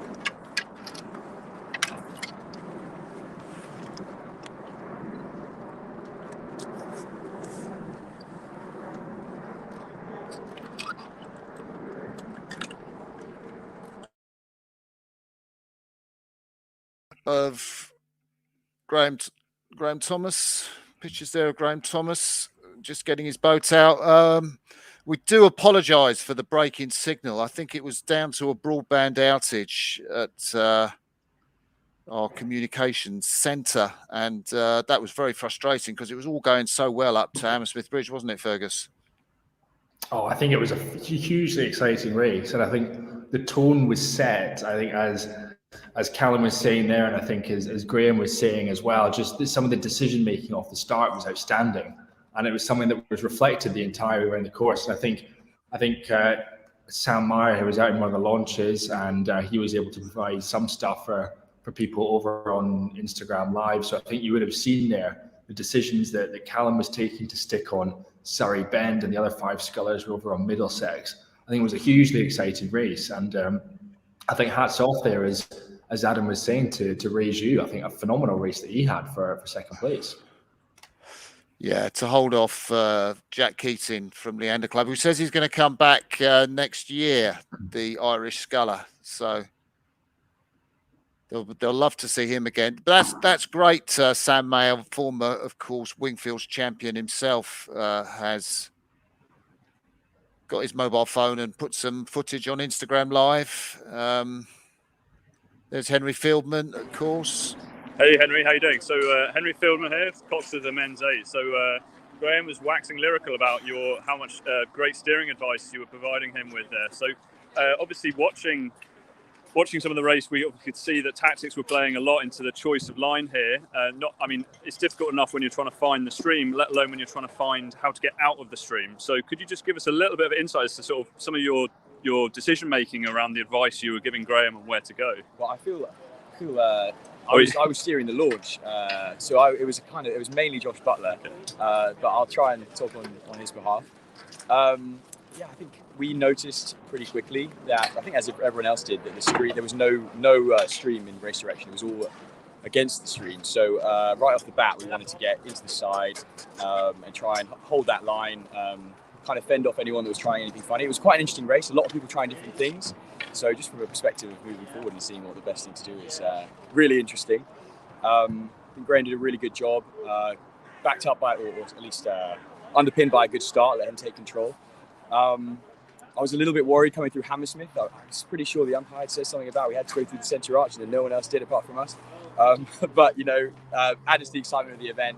And really enjoyed it. Well done, Graham, and well done, Josh, for leading him on the steering. We'll have to speak to Josh. Yeah, obviously he was the one waving around the pink, the oar that he was using to signal with, wasn't he? But obviously driving the launch, you could sort of sense of the conditions. Sort of, the first half of the race was pretty lumpy, right? And then it wasn't. Sort of taught me through what it must have been like for the scullers in terms of the quality of the water, I guess.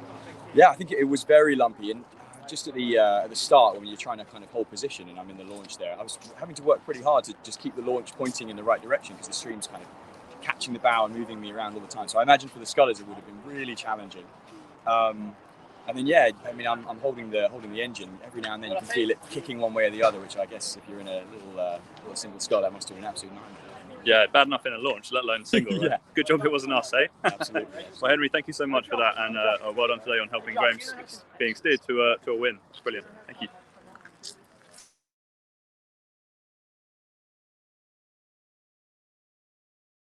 There's Adam Freeman-Pask, who is our on-the-spot interviewer. Just ready. I think that's... I was trying to get away from this. Here he is. Here's Josh. Here's the mastermind behind the steering tactics. Go on, give us a little bit of insight as to the advice you were giving Graham, or your decision making on where to go. It was a weird one, obviously, because there was no tide, it was all the land water. So we just decided to stay as close to the bank as possible and just cut off all the corners like a Formula 1 car. So cut the corners, right? But yeah. So what did you think when you saw some of the scullers doing like a 90-degree turn and heading in for the foreshore at Putney and heading up the inside of the boats? Were you like, were you gutted when they were doing that, or were you thinking? Well, not really, because they had to go the long way around the bend. So we were at a bit of an advantage because we were on the second from the inside on the Fulham side. So we kind of just shot along there, came along outside of Craven Cottage, and then went directly across the river, which obviously we're going to slow down, but.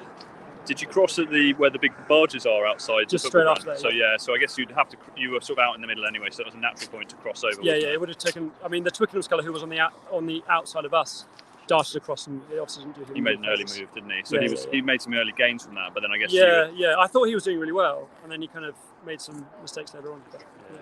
And then obviously having to go through the middle arch at Hammersmith, and then the decision to, I guess, when you're working slags, and obviously you've got to cross over again because you're following the Surrey bend, which is okay. But then as you go off the A, you've then got this Middlesex bend, haven't you? Which you then need to switch stations, don't you? So was there a decision on whether to go early or late on that? The decision was to go early and direct, just because having been on the river, you see when kids are trying to race each other, the guys that go direct as opposed to slightly more of an angle always come off better. So that's it. No hanging around. Don't try and just like row into the stream. Just go for it. Straight across it like a Formula 1 car. And like sort of at the crossing point, like just after the pier, basically, just direct across. As soon as you can. As soon as you clear of the pier, and obviously it's safe, and then you just crack on.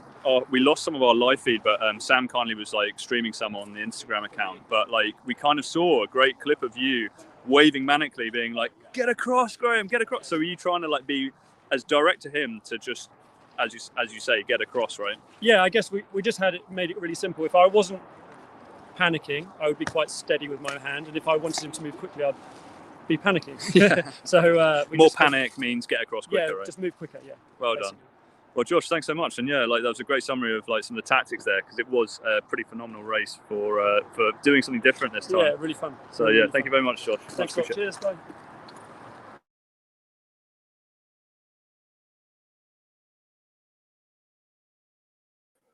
Great to get that heart of the action interview from our intrepid reporter and previous Wingfield winner, Adam Freeman-Pask.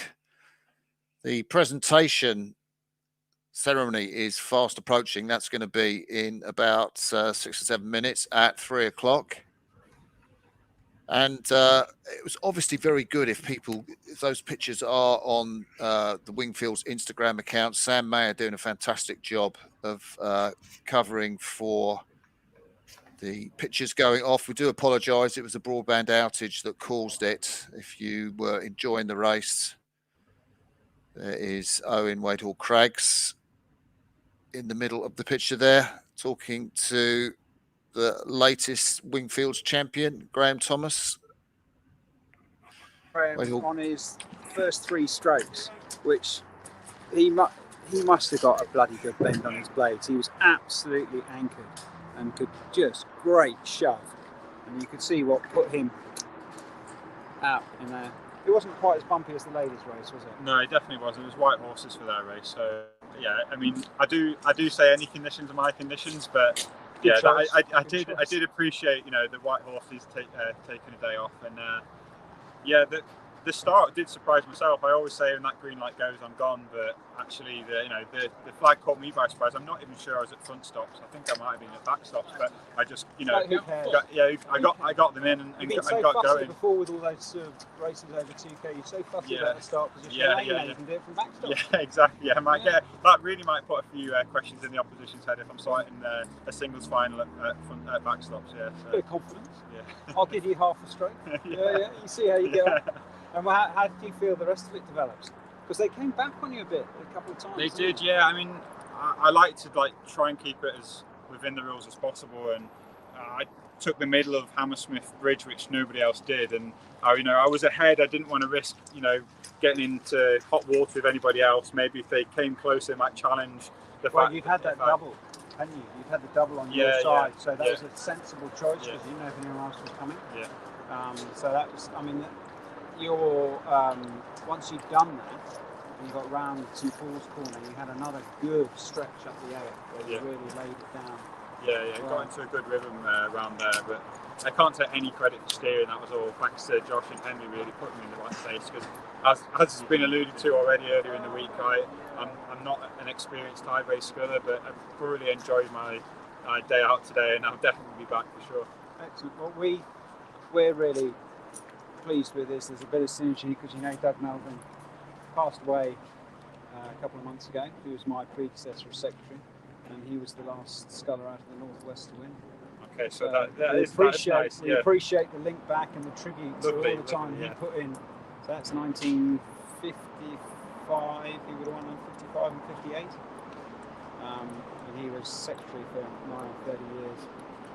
He was Mr. Wingfield for a long time. Well, maybe when I'm your age, Wade, I'll take up the next year, isn't it? Yeah. You just aged better. Yeah. That's enough. Thank you very much, guys. Thank you. That was great. Well done.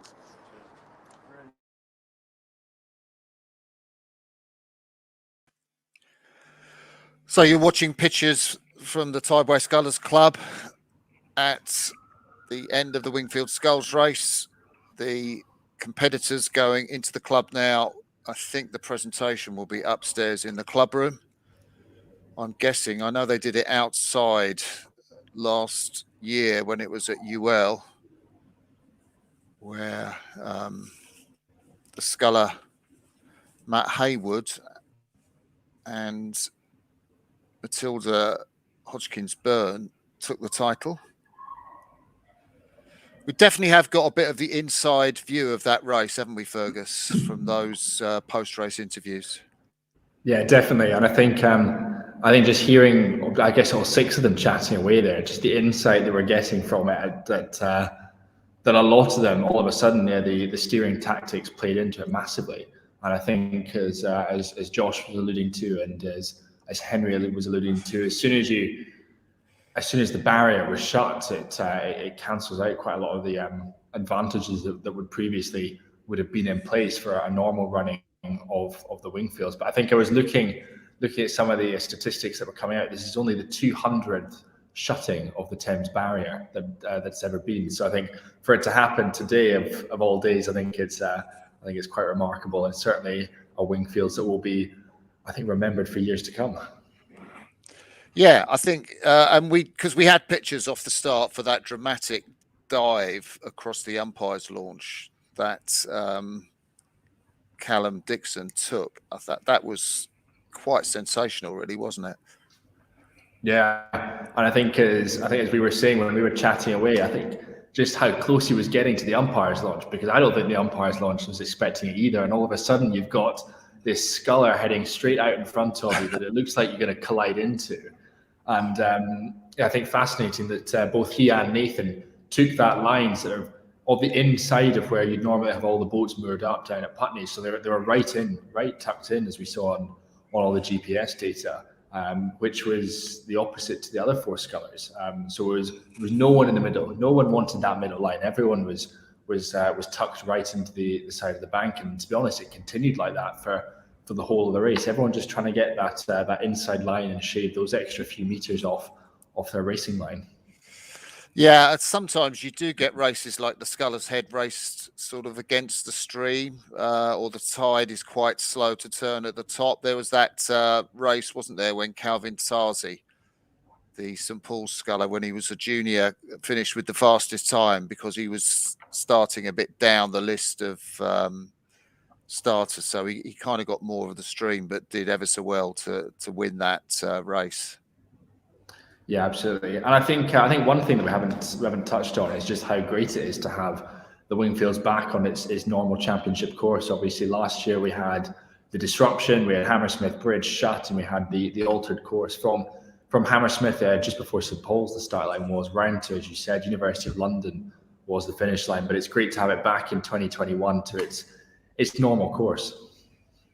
It certainly is, and I much preferred it, I have to say, all those familiar landmarks compared to last year when we raced up to University of London. Wasn't quite sure where the finish line was, but no doubt this year that big post painted light blue and dark blue outside the Tideway Scullers Club. And we are waiting for the presentation to the 2 Wingfields champions, which is due to come at 3 o'clock. And we hope to bring you that from our camera inside the Tideway Scullers Club. Not sure whether it'll be Adam Freeman Pask on his mobile phone. Well, we do have a camera that was giving you pictures of the women's race and then the men's race. But that will be coming along very shortly. So it'd be nice to see 2 totally new Wingfield Sculls champions crowned. Lola Anderson and, of course, Graham Thomas. And what's so unique about this race is that those 2 winners, Graham and Lola, they're going to be giving back to the race itself, giving back to the Wingfields, and as former winners become part of the organising committee of the event and looking to see it grow in years to come. Obviously, last year we had the first running of the broadcast. Ludum have stepped in this year. to provide broadcast their phenomenal GPS data. So it'll be fascinating to see how the event continues to grow next year and years to come. Yeah, and I think they've got the decennial dinner, which had to be put off last year, happening. It's tonight, isn't it?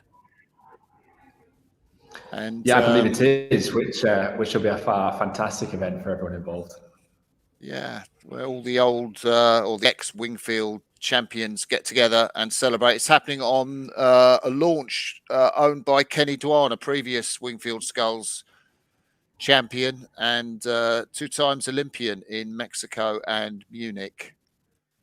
And Kenny Dwan, fantastic single sculler himself, is providing the launch for the Wingfield Sculls to have their dinner tonight. And I believe that Graham Thomas and Lola Anderson will or are invited. Whether they're going to attend or not, I don't know. Perhaps Adam Freeman-Pask might be able to ask.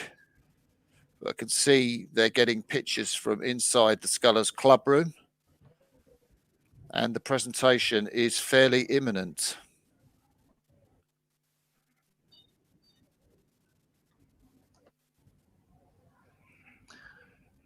Yeah, and I've alluded to it. It's a fantastic list of names that these scullers are going to be joining for previous winners on the women's side. Obviously, Anna Watkins, we've had Mel Wilson as well, a couple of the recent winners. And on the men's side, Steve Redgrave, Peter Haining, Wade Hall-Craggs himself, and Mahe Drysdale. So it really is an illustrious group of names that Graham and Lola are going to be on the board with. It's a fantastic achievement. Winners of the Wingfields and the champion of the Thames. Yeah, and the names go back. I was looking earlier to both of the 1948 Olympic gold medal double scull, Bert Bushnell and Dickie Burnell. They were Wingfields champions. Jack Beresford, who I think is out there as having won the Wingfields the most time, the great Jack Beresford. So many Olympic medals that he won, and really peerless in terms of the Wingfield Sculls. And then a guy that I'm very interested in, Frederick Septimus Kelly, won in record time back in 1903.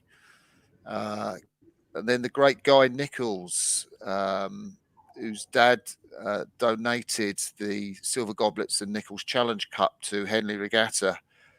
He, of course, won it before the turn of the 20th century. So lots and lots of names of British rowers. Of course, one Kiwi, not without controversy, that race that Mahe Drysdale took the Wingfields, because he's a member of Tideway Scullers, the club that the presentation is going to happen in shortly. And I think 2 of the Scullers, I know one of them was Mark Hunter, was it? I can't remember who the other sculler was that withdrew, but 2 of them withdrew in protest. But he has won it twice, Mahe Drysdale. Yeah, that rule sort of allowing if you're a member of a British club or where you do the bulk of your training from, is how we do get international competitors coming and competing year on year. But usually, as you'd expect, as we saw this year, it'd be a full British lineup of those who are born, raised, and train and race here in the UK. But every so often, we do get a few internationals coming over. Obviously, Ray Zhu, who we saw competing, he came over from Canada, and now he's based out of London Rowing Club. But it's always fantastic to get all sorts of competitors coming. And Ray, as you said, or was alluded to, a former triathlete as well. So it's all sorts of athletes competing over the years. Yeah. There we see pictures of the Tideway Scullers Club Room, very familiar to anyone who knows it. Bill Barry just walking across the floor there, former Wingfields champion. I don't know whether he's going to be involved in any of the presentations. But, I wonder if we'll be able to listen in and see what's going on.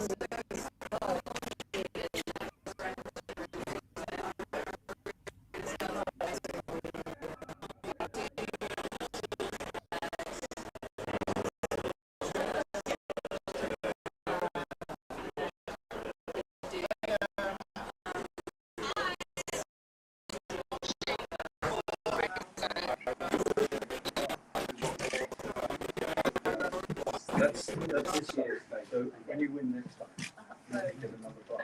So it's BC and bar. Thank you very much. That's why you are. Can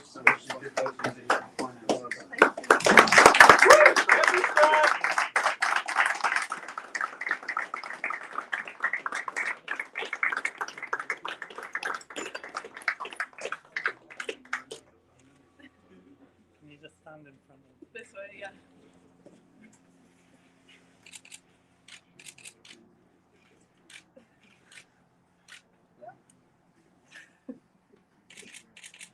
Okay. Yeah. Okay. Thank you. So, Bill, do you want to invite Graham Thomas? Where's Graham?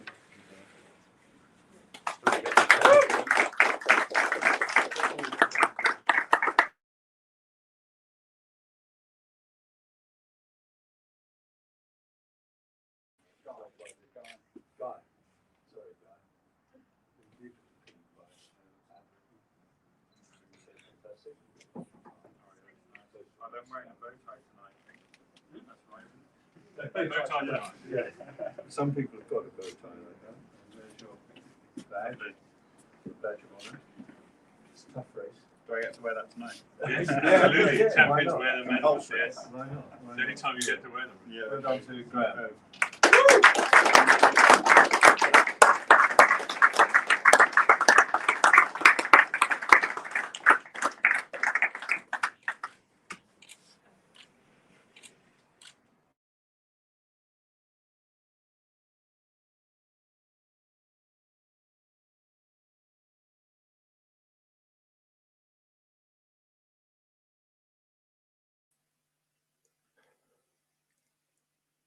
So I think you can see there pictures of the two winners with Bill Barry, Lola Anderson and Graham Thomas. And we will shortly be leaving this transmission. Hasn't been without its problems, just like the problems in the race when the barrier shut. And of course, they had to race against the tide. But from myself and Fergus Mainland, who have been bringing you commentary for both the women's and men's races, it's been a great pleasure to have your company with us. I don't know if you'd like to say anything, Fergus. Well, I think as you alluded to, it's been a fantastic running of the Wingfields, two absolutely deserving winners in the form of Lola Anderson and Graham Thomas. And I'm sure with some of these steering decisions, some of the lines that these athletes have taken, then I think it's going to be a Wingfields that will be remembered and talked about for years to come. Absolutely. So from Fergus and myself, we'll leave you with these pictures from Madam Freeman Pass. It's goodbye and thank you. And we'll see you again in 2022 for the next running of the Wingfield Sculls. Bye-bye.